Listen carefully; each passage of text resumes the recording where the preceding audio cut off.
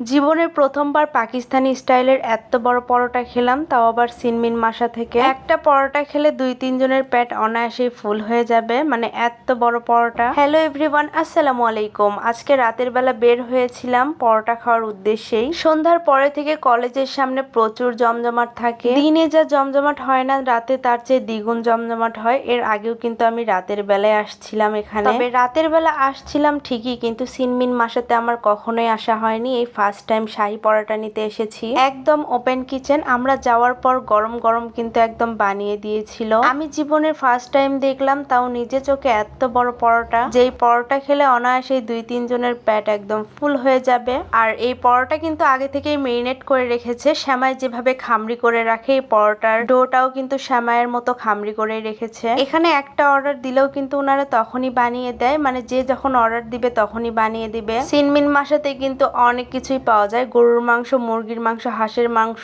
হালিম, মানে বেশিরভাগ কিছুই পেয়ে যাবা তোমরা এখান থেকে। তবে আমার আজকে অন্য কিছুই নেওয়ার উদ্দেশ্যে আসা হয়নি। আমি শুধু আসছিলাম শাহী পরোটা নিতে। এখানকার পরোটার অনেক বেশি রিভিউ শুনেছি, তারপরে কিন্তু আসছিলাম। তবে সত্যি কথা, পাকিস্তানি স্টাইলের মতো পরোটা ছিল এটা। আমরা কিন্তু 2টা পরোটা নিয়েছিলাম। পরোটার প্রাইস ছিল 50 টাকা করে। 2টা পরোটা 100 টাকা, আর 2টা ডাল নিয়েছিলাম আমরা। তবে আমরা কিন্তু পার্সেল নিয়েছিলাম। পার্সেল নিয়ে বাসায় যাওয়ার পথেই দেখলাম এখানে মাখা আলা মামা। তবে মাখাটাও কিন্তু একদম বেস্ট ছিল। আমরা এখানে 20 টাকার মাখা নিয়েছিলাম। 20 টাকার মাখা নিয়ে 2 জন খেতে খেতে আসছিলাম। তবে মাখাটা কিন্তু ভীষণ মজা ছিল। আমি তো মাখা যদি ওখানে ট্রাই করতাম তাহলে আবারও নিতাম। অনেকদিন হলেই আমার মাখামাখি খাওয়া হয় না, অনেকদিন পর খেলাম, খুবই মজা পেলাম। মাখাও কিন্তু পার্সেলই নিয়েছিলাম, কিন্তু গাড়িতে উঠে খেতে খেতেই চলে আসছিলাম। এই পাশে ভেলপুরিও বিক্রি করতেছিল, বাট ভেলপুরি ট্রাই করা হয়নি। নেক্সট দিন গেলে অবশ্যই ট্রাই করব। মাখা যেহেতু এত মজা, ভেলপুরি অবশ্যই মজা হবে। আর এখানে আমি দাঁড়িয়েছিলাম, আর হাতে সিনমিন মাসের পরোটার পার্সেল ছিল।